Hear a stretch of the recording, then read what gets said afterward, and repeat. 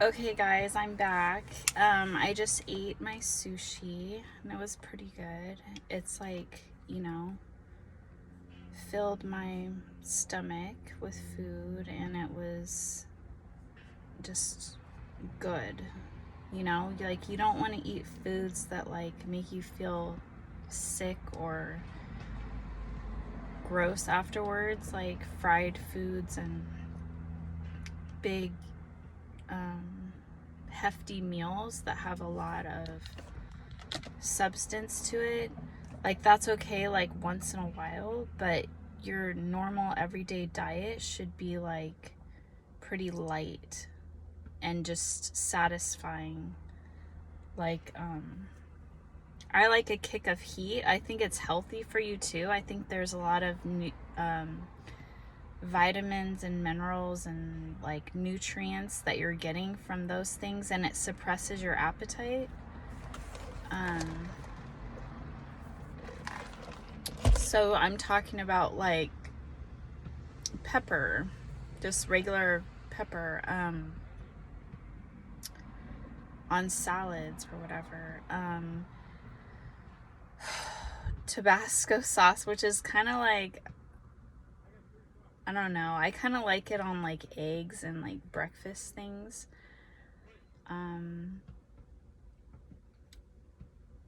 It depends on what type of food you're eating. Like for sushi, like wasabi with soy sauce, like mix it together. There's like barbecue sauce that has like hot in it. There's chipotle type of sauce, like salsas that have like heat in them, like peppers and stuff in it, chili peppers, and there's red pepper flakes, like in Italian food and stuff, like on pizza or pastas.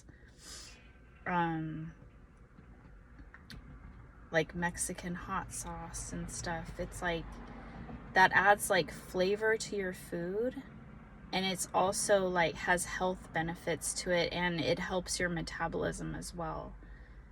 So that's just something that I find to get more nutrients into my diet.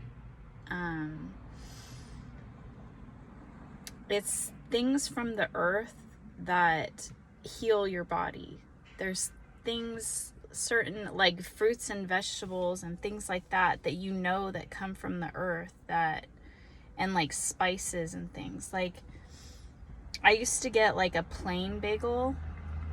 Now I'm starting to get like a bagel with the everything seeds and stuff on it, because I believe the seeds have nutrients in them and things that we need for our body. Like it makes us healthier.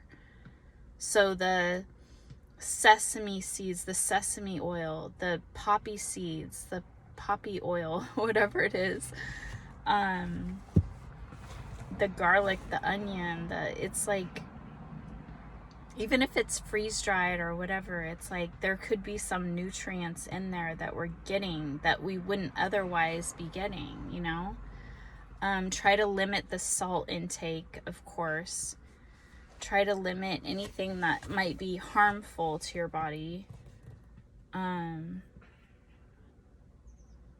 don't know why I'm getting this right now. Like, I don't like orange zest or lemon zest. Like, I feel like that's not supposed to be eaten. Like, the outside of the fruit is not supposed to be eaten.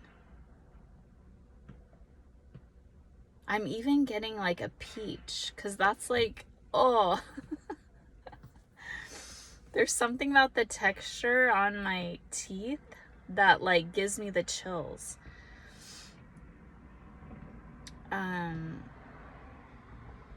Of course there's like apples, like certain skins on vegetables are good, like zucchini and apples and things that are like digestible. It's actually healthy for us. But like a watermelon, you don't eat the rind, like, or a cantaloupe, you don't eat that part.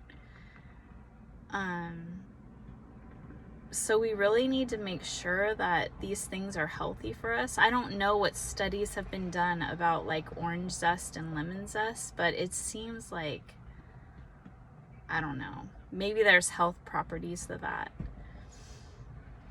I remember my dad said that, or my mom told me that my dad would eat the orange rinds. But some people think they're just eating them just for health benefits, and they don't really know if it's actually beneficial for their health. And I'm hearing like potato skins. Is the skin of the potato healthy for us? A lot of things have potato skin. So, and it seems fine. It doesn't taste like, I've had it in mashed potatoes and stuff where the skin is like part in it, and it doesn't, like, to me, I'm fine with it because it doesn't taste bad. Like it, but the orange rind and the lemon rind, it just seems wrong. So it's like, from my intuition, I'm just like, I don't think so. It's like you don't eat the hard part of a nut, you know? I'm trying to, the lighting went dim on the screen. I was trying to fix it and it made it worse for a second, so hopefully it's better now. But I can go into all these crazy topics, but let me get back on track. I wanted to do a reaction to the video that I posted about the grief. That was in August, right now, of 2022, that happened. It was August 31st, 2022. And today is, I don't know, April 29th, Saturday. And so it was quite a while ago that happened. And on the same day, I got a back injury, if you haven't seen my other videos. And I'm just posting them now because I didn't feel like it was the right timing to post those, like right before Christmas, when everybody's supposed to be like happy and looking forward to the holiday, and like, I don't know, that's just what I felt like doing, was some other things that would be more like giving to the community and stuff. Like I needed money for my family too, so I needed to work and do DoorDash to get money, and I also tried to do like some giveaways like to the homeless and stuff, just like really like inexpensive little gifts on Christmas Eve. So I filmed that for you guys, and I was trying to I forget what all the things that I was doing, but that's why I didn't post these older videos. I had a whole bunch of videos that I did before I even started the channel. So it was like preparing me to launch the channel, and then I was getting divine guidance from our Holy Spirit when I'm supposed to drop the videos.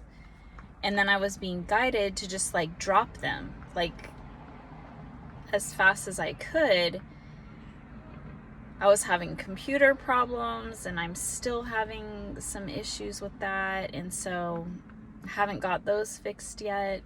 It's just a lot of things that I'm juggling.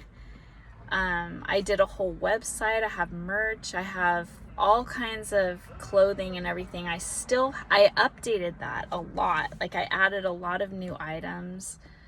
I updated the categories and stuff. Like there's shop all, and then there's I think it's called categories. I'm like, is that the right word? It seems weird, but I think it is. And then you can go in there and see like clothing or jewelry, shoes, household items, And then, but it's kind of messed up a little bit, so I can organize it way better. It's just my time is scattered between all these different projects that I have going on because I'm creating world peace. And it's kind of like, you know, I'm trying to save the world. So you're going to have to bear with me. But check it out. It's progressively getting better. And I'm kind of like embarrassed by... like, I'm trying to do my best, you guys, like, for my whole life, for everything. Like, it's like a lot going on. There's these basketball players at the park and they're like yelling and stuff. Okay, so it's distracting me. So my reaction to the grieving video, when I was grieving like 8 months ago or whatever. I'm trying to think, those like September, October, November, December. So like 8 months ago. And I was making those videos about my ex-boyfriend. And I was with him for 5.5 years. I don't think I said that. I wasn't like in love with him. I felt bad saying that at the time. Like when he just passed away, I was very like kind and like wanted to honor his death and stuff. But to be real about it now, it was like a friendship. That's the problem. The problem is I wasn't like sexually attracted to him or mentally or anything. Like I didn't have the feelings that you need to feel with somebody that like your whole heart, like you want to put your whole heart and energy into. I didn't have like an emotional like love connection with him. It was a friendship like love connection. So I loved him as a friend and as a like, I mean, I was attracted to him in a way that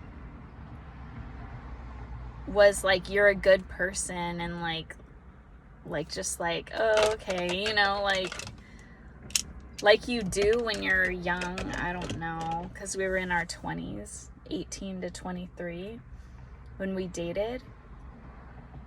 And I felt like it was like a logical thing. Like it was like a good choice for me, because if I was with somebody safe that's not going to cheat on me, break my heart, and be loyal to me and be a good person and treat me good and just like be a companion and hang out with and be able to do things together, then that was amazing. But it got to a point where it's like, do I want to spend my whole life with this person?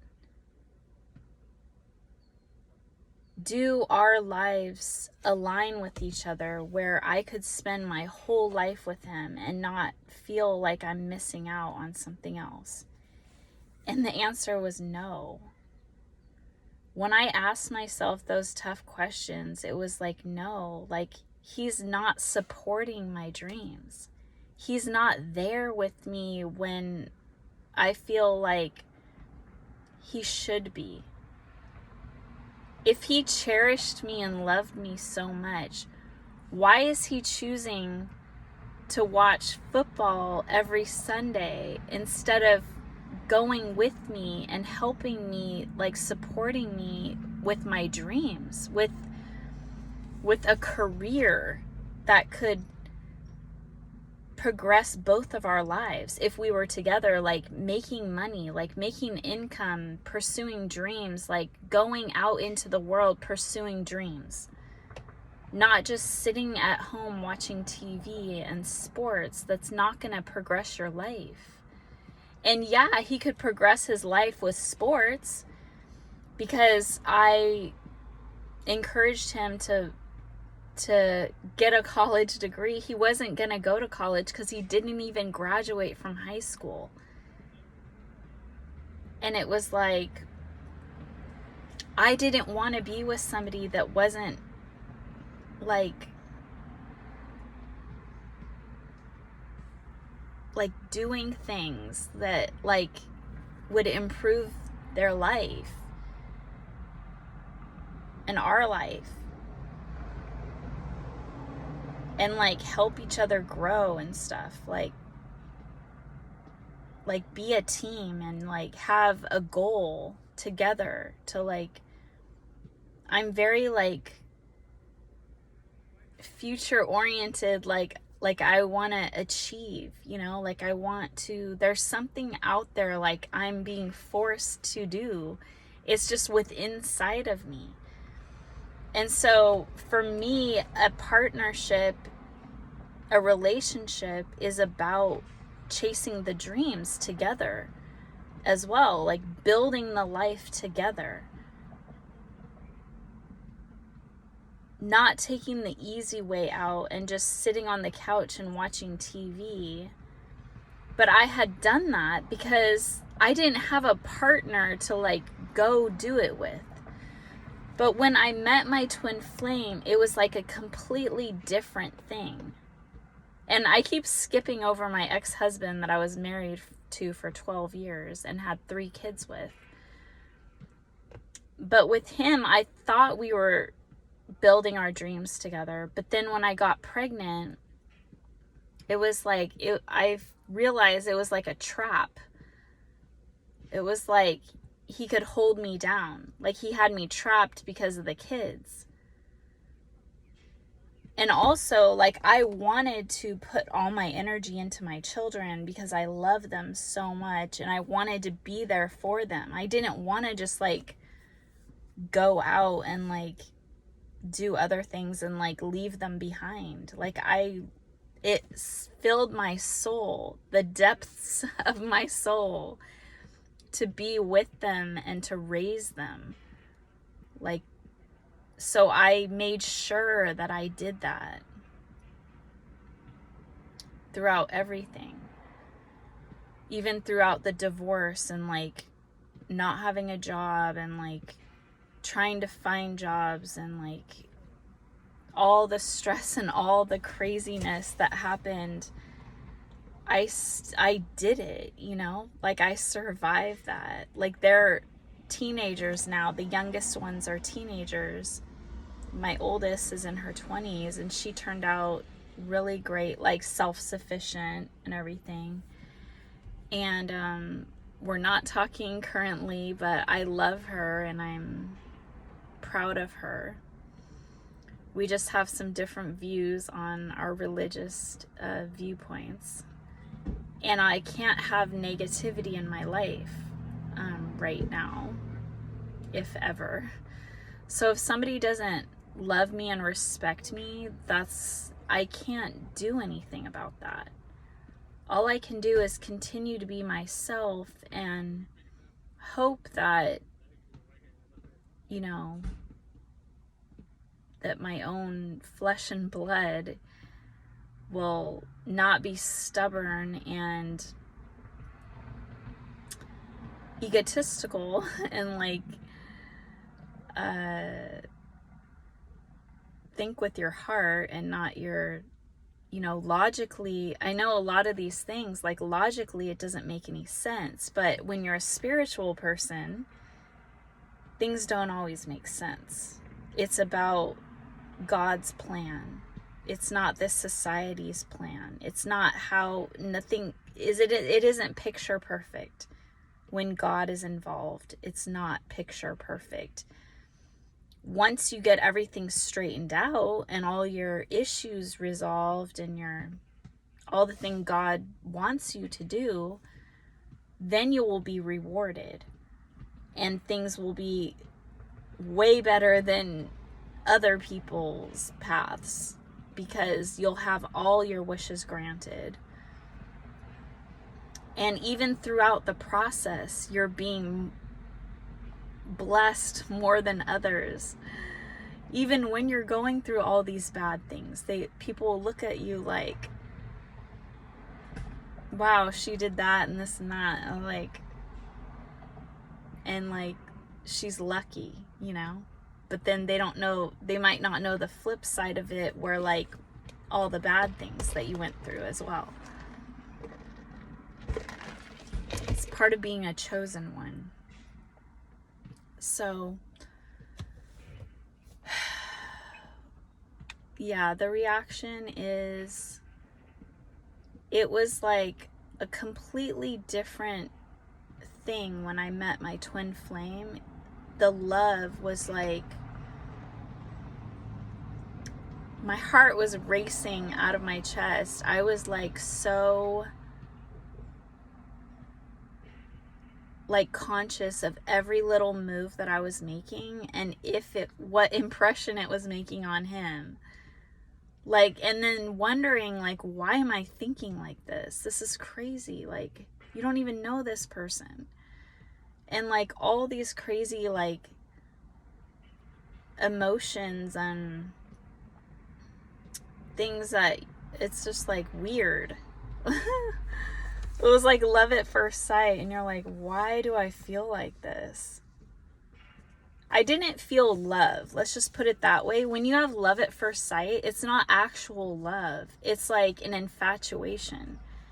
It's like a curiosity. It's like you're drawn to them. Like you want to know more. You want to learn more. You want to see if this is love, because it's like chemistry is like out of this world. And then when you both like look at each other and your eyes meet, and you're like, you feel that connection, that knowing, like you both feel the same way. And it's crazy. Like your heart's like racing, and you're like, oh my God, is this happening? And like, and then you try to talk to yourself. I remember like what I was thinking and everything. Like I was like thinking in my head, like, oh, okay, well, like nothing's probably gonna happen. Like he's just gonna work here and then leave, because he was like painting the inside of my home. And whenever he would try to like, it's crazy because God did this. It's like he made my printer not work, because I was at home because I was starting a business, and my printer stopped working, and my outlet or whatever, like the Wi-Fi or something. So I was trying everything and it wouldn't work, and I had to go out into the living room. He was painting the kitchen, because he wasn't painting the room that I was in. It was an office. And then I had to go into the living room, and then it looked weird, so I was telling him what was happening, and he was right there in the kitchen. I was like, yeah, my printer's not working. And I'm like, yeah, I'm trying to get it to work. Because that's literally what was happening. And I had to get my orders out. It was a brand new business, Amazon business. And so then like he just, like, it was so easy and natural, like how everything happened. It wasn't forced at all. Like everything was flowing the way that it should be, you know?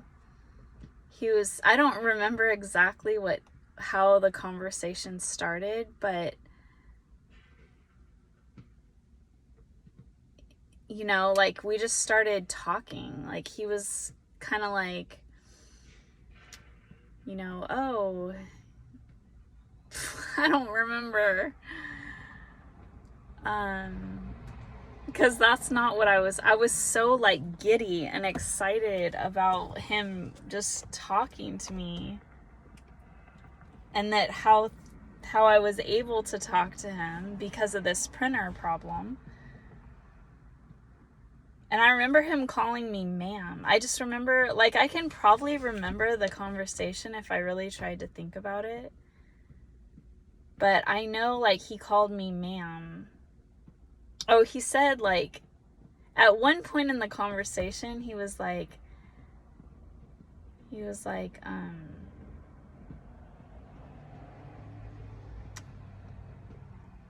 something about, like, your husband does your husband help you or something like that? I don't remember what something about, like, does your husband? And I was like, no, I do this all by myself. And I was like acting like I was like offended that he said husband, kind of, but because it was like, no, like, I do all of this on my own. And then I remember he called me ma'am, because he says ma'am because he's from the South. And I was asking him about, or I was saying, that sounds like the slave days. Like, I don't really like that. And he has like like a Southern accent. So I was like, it was cute. Just his like personality was like making me fall for him even more. And how he was talking to me. He wasn't shy. Like, he didn't sound shy or nervous, but he was. To find out later. But it was like everything was just like very calm and chill and just like easygoing and natural and nice. And so when he was leaving, it was just like casual conversation, you know, like, he asked me for my phone number, and I was like, I hesitated because he did tell me his age, and I knew we had a huge age gap, and that's why I hesitated. But I was just like, because I didn't want to have another bad like experience. I don't regret it, even though it was bad, like, stuff happened, but it's not like his fault. So I learned a lot from everything that happened, and we're both better off for everything that happened, but it sucks that it had to happen that way.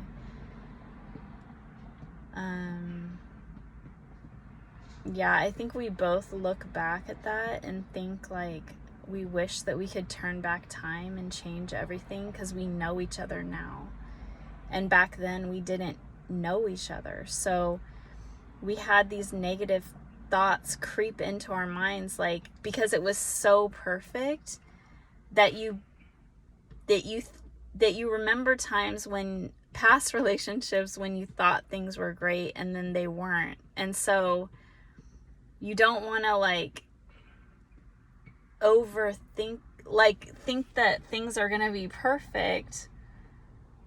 That's kind of, I think that's what happened, is we both thought things were too good to be true. And so we felt like why, like trying to like hit ourselves on the head, like, why are you thinking things are like gonna be perfect here? It's probably not. And so you're ruining the experience by thinking like that.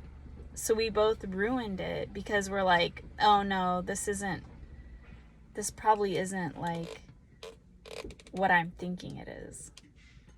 And just stuff like that. So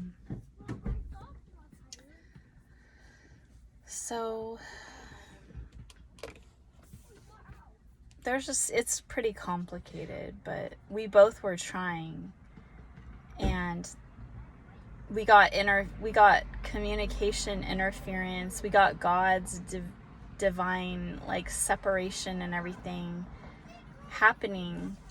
So these thoughts were put in our minds to make us separate. because we had individual work to do. We still needed to prepare for our mission and our purpose together. And we're still on that path 4 years later. In a couple days, it's going to be our 4-year anniversary of us meeting.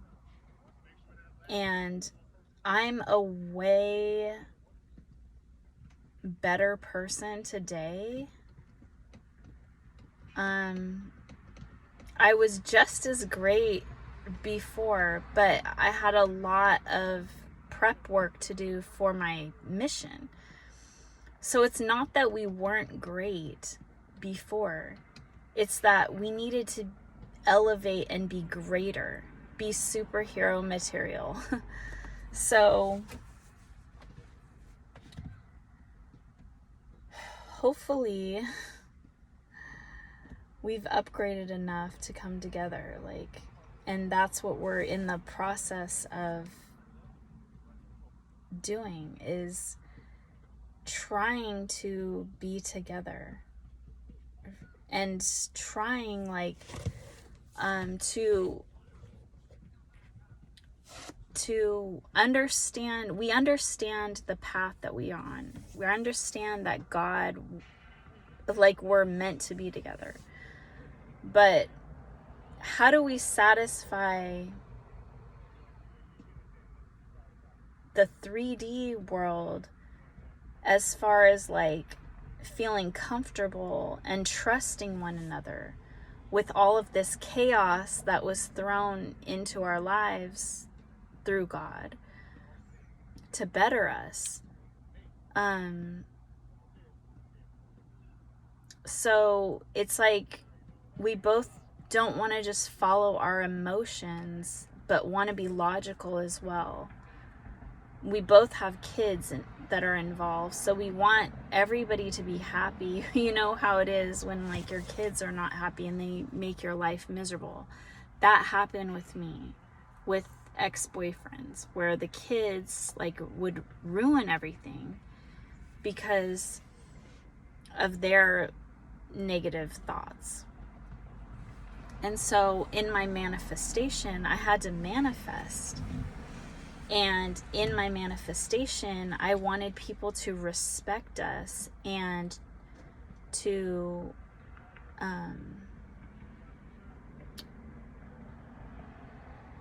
trust and to love us and accept us together, our kids and stuff, and be a happy family. That was all in my manifestation. So, and I told my twin this a year ago or whatever, and that that it's taking a while. The manifestation is taking a while because I put so much in my manifestation, because I was being called to by God. God gave me my manifestation, what I was writing down. When I was what should I manifest? I was getting downloads from God. But I'm thinking it's me thinking it. And I remember wondering why am I putting all of this stuff on here? It's too big. But I'm thinking, if manifestation is real, then I'll wait for the big thing. I'll dream as big as I can possibly dream. And I'll wait for it. So it's kind of he knows that that's what I did. And so it's we're willing to wait for it. And that separation time is good for us both individually, because we're growing as people individually. And we're doing our own separate things. And so when we're working on our trust issues and our just learning to respect each other more and love each other more.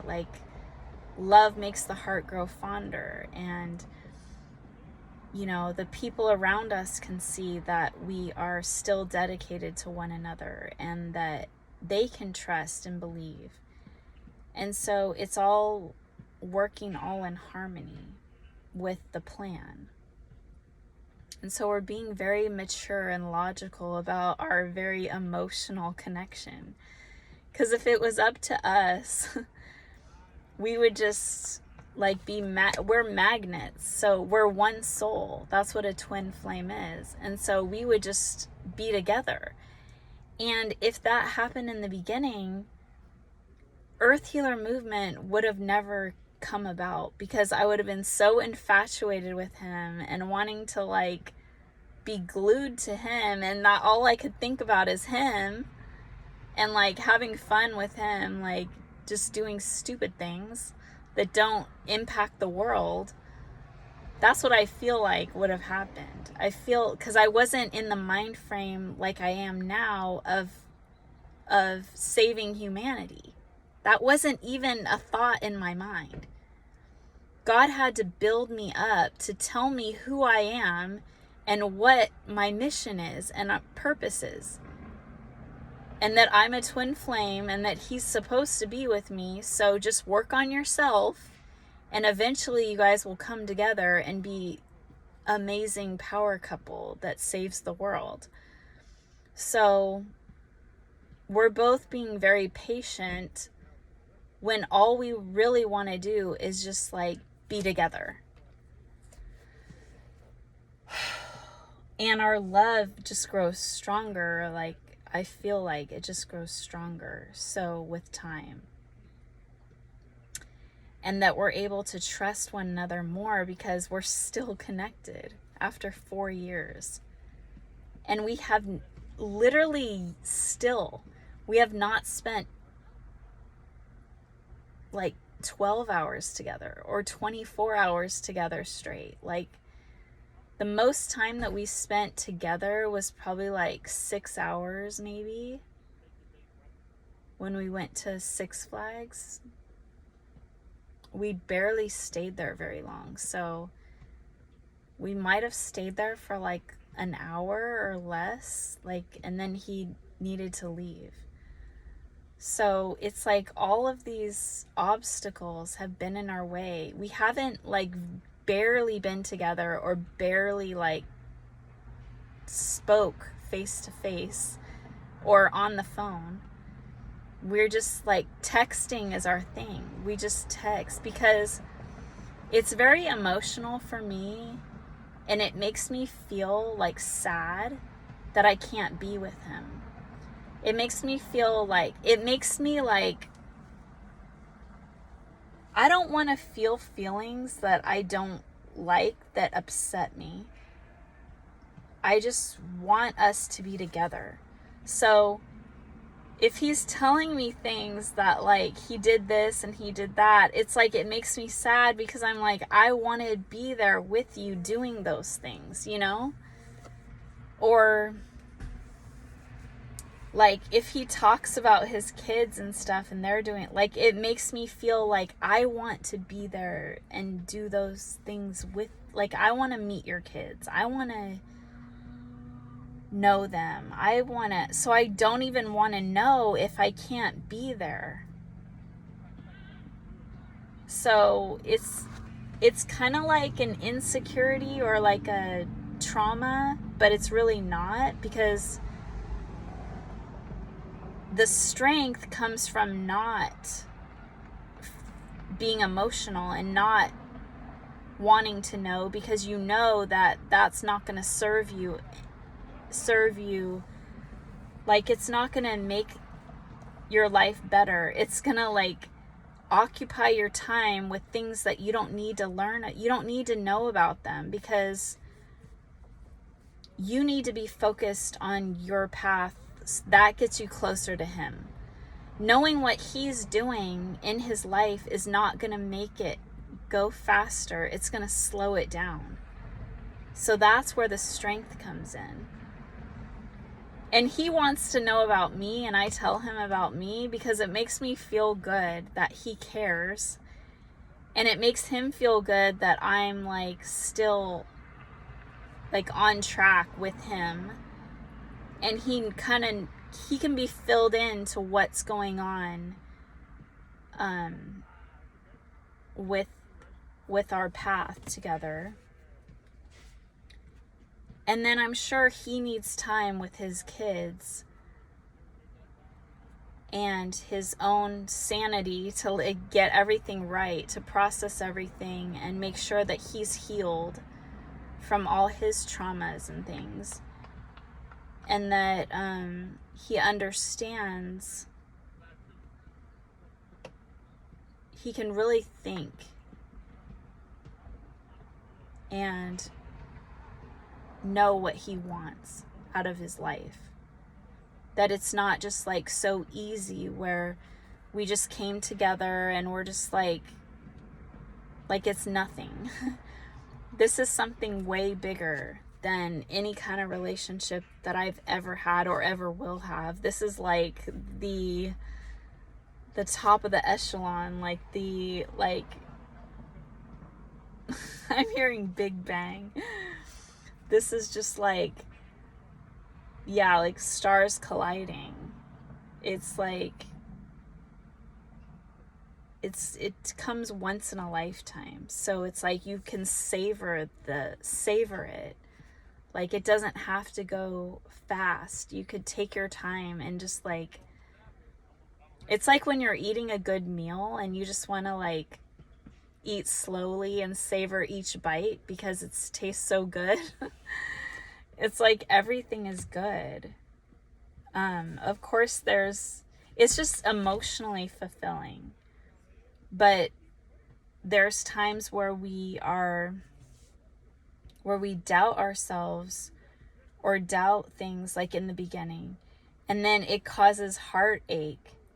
But that still shows you that you care. It shows you that you're in love. No matter if it's a good feeling or a bad feeling, you're feeling. It's creating it's bringing out all your emotions.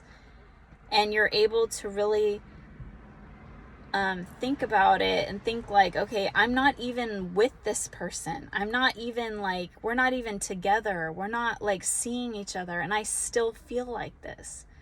So it shows you the intensity of the connection, and it creates a place where you're like, you see the reality of it. You see what it is.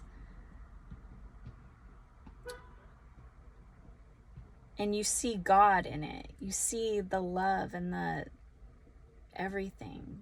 The loyalty and the loyalty. And I just got confirmation on that with my nose itching. I get that nose itch or like something. So